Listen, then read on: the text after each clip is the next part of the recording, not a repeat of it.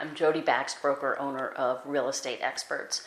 And today I'm going to talk about one of the latest design trends in kitchens. And I would love to get your feedback.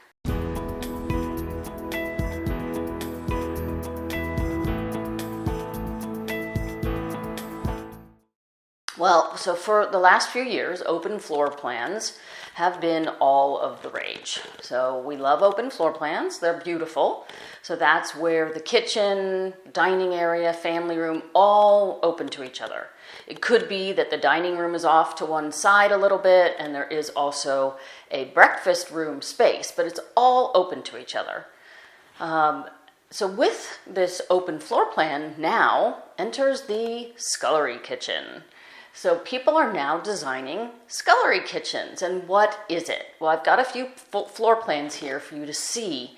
A scullery kitchen is a kitchen that's either, let's say, adjacent to your main kitchen or behind your main kitchen. So with scullery kitchens, with open floor plans, you lose cabinetry in your kitchen because you don't have as many walls. So the scullery kitchen is being used in a few ways. It's used for a lot more cabinetry and for prep space. So it's giving you all that extra storage that you need that you don't have in that open floor plan.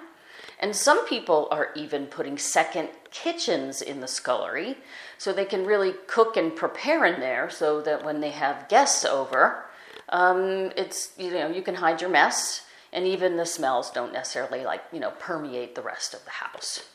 So I've got some pictures here of what scullery kitchens look like as well. Quite lovely.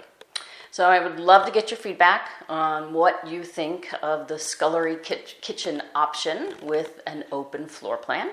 And at Real Estate Experts, we will bring other design trends to you as well. And if you have any questions on these types of topics, please don't hesitate to reach out to us. We are always happy to help.